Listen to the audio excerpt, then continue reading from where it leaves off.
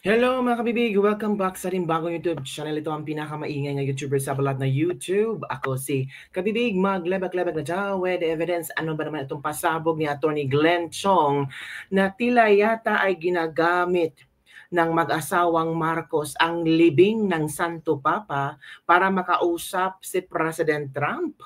Naku, grabe naman. Napakalaking user.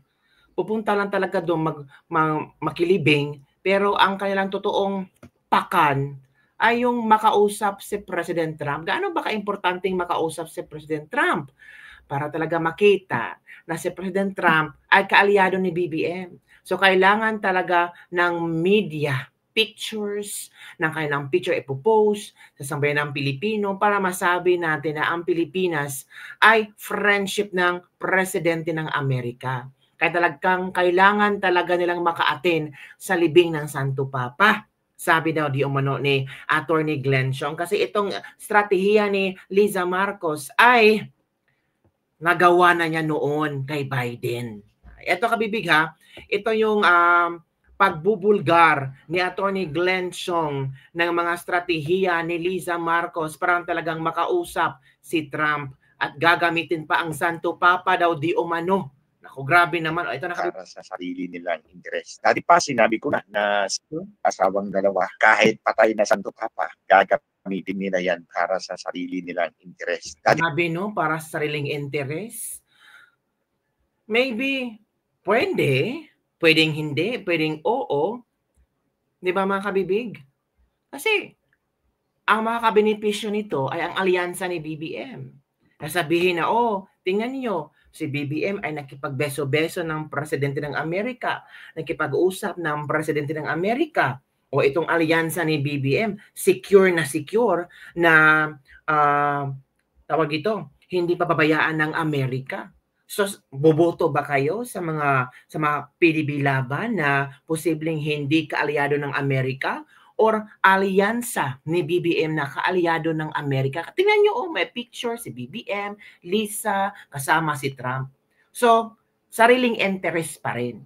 Politika pa rin. So, pinupolitika ang libing ng Santo Papa, sabi ng ilang netizen. Grabe, no? Di pa sinabi ko na si Liza Marcos ay pumunta sa Amerika at nag-attend doon sa event ni Lara Trump. Ito yung mother-in-law ni President Donald Trump doon sa Florida. Wala naman siyang alam about underwriting and insurance. Ewan ko kung tuturo niya dyan sa Northern Luzon na eskwela sa Baguio ba yan. I don't know kung ano pinagtuturo niya. Pero alam ko, walang alam si Liza Marcos about insurance and underwriting. Pero pumunta siya doon at ini-stock niya ang mga Trumps. Dahil gusto nga nilang magkaroon ng meeting si Marcos at si Donald Trump purely for domestic audience dito sa Pilipinas. Tama, for domestic audience. Para makita ng sambayan ng Pilipino na, magaling si Marcos, kausap na yan si Trump. Elbow to elbow na sila si Trump. So, ang Pilipinas safe na safe. Kung magkaroon ng gyera, nandiyan ang Amerika kasi elbow to elbow na si Trump at saka si BBM. Domestic views na lang talaga. Pilipinas. Oo. Gusto may gusto nilang may larawan na nag-meet yung dalawa. Si Marcos Jr. na cheater, election cheater, at si Donald Trump na biktima ng election cheating. So, gusto nilang ipakita yun because alam mo naman, ipapakita nila yun sa taong bayan na suportado siya ng American president. Kasi dati, nangyayari yun sa kay Biden. Siyempre, si Liza Marcos doon. And I'm privy to that.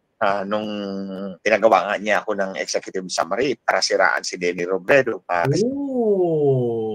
Another pasabog, Glenn Chong, lahat ng mga baho ni Lisa, pinasabog na, lalo na kay Leni Robredo. Pero si Leni Robredo, kinakampanya at inendorso si Manny Pacquiao at si Benhur Abalos na alyansa ni BBM. Kaya nga ang ibang kakamping sukang-suka na kay Leni Robredo.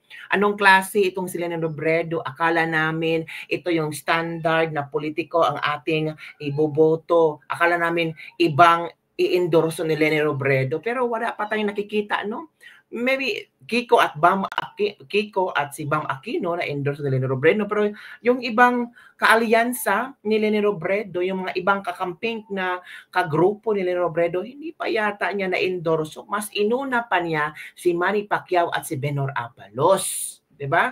So talagang politika. Kasi makikipag-meet mga opisyal ni Biden para daw unahan niya si Leni Robredo. Now this time, nung nakita ko yung balita, actually yung balita na yan na pupunta si Marcos at mag-attend sa burial ni Pope Francis, it happened after binalita na si President Donald Trump is going to attend the burial. So, planado nga, mga kabibig. Kasi kung hindi pa nag-announce si Trump na pupunta siya sa burial ni Santo Papa, ay posibleng hindi rin pupunta itong mag-asawang ito. So, the announcement pala ng mag-asawang itong pupunta sila sa burial ni Santo Papa ay after nag-announce si Trump na pupunta. So, kinonect ni Attorney Glenn Chong yung kadramahan ng dalawang ito. So, they grab the opportunity na pwede silang mapansin ni Trump. 'Di ba? So, tama ang connect the dots ni Attorney Glenn Chong, mga kabibig. Ito pa, let's continue. So, nauna muna yung balita na mag-a-attend si President Donald Trump. Siyempre, nung nalaman ni Marcos na mag-a-attend nga pala daw si President Donald Trump, biglang nag-attend din ang dalawang hunghang.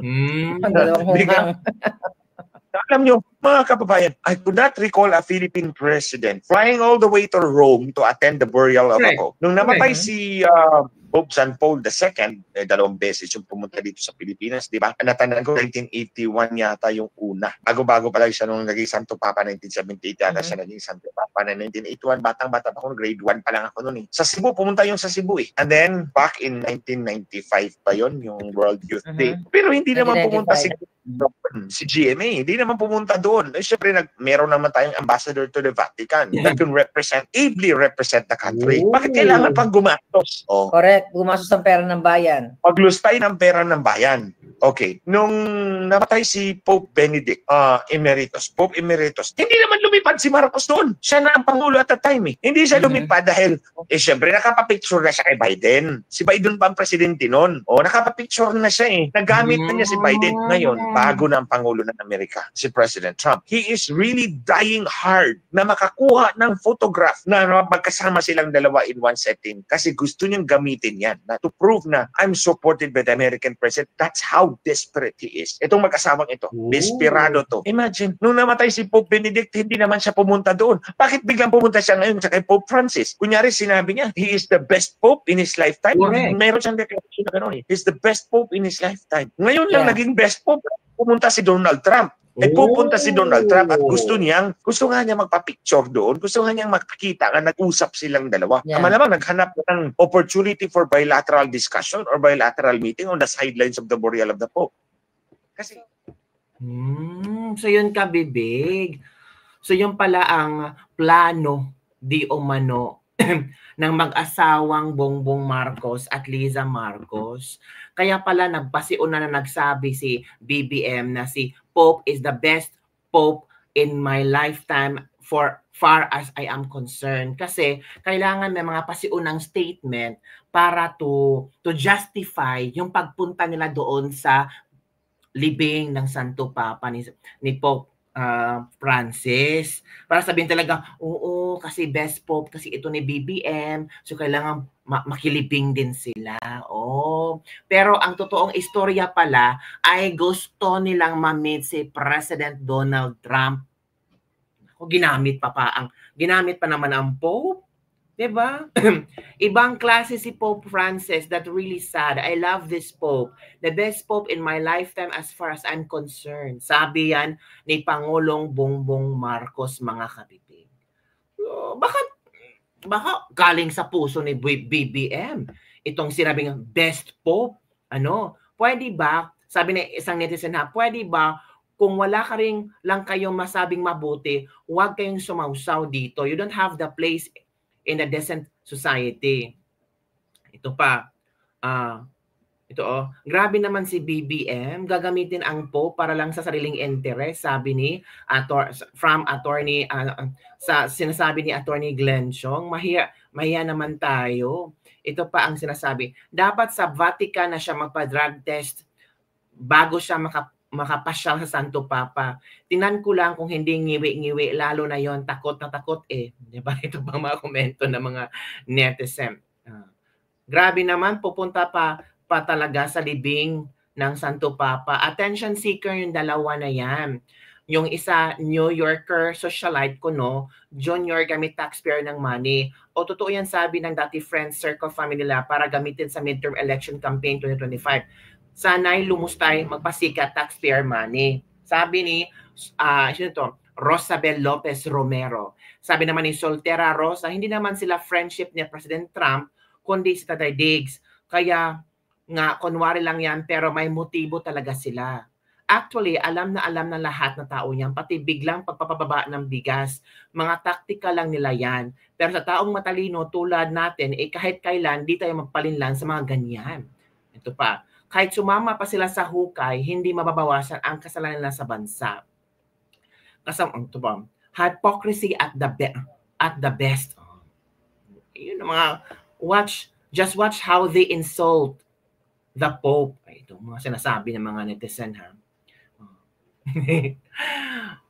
Marunong talaga silang dumiskarte para makausap si Trump. Yun mga kabibig ang mga komento ng mga netizen at yung mga pasabog ni Attorney Glenn Chong at ang taktika na mag-asawang Marcos para talaga makausap si President Trump. Ang problema is, kakausapin ba sila ni President Trump? May time ba na pwede silang mag-usap at mag-elbow-elbow?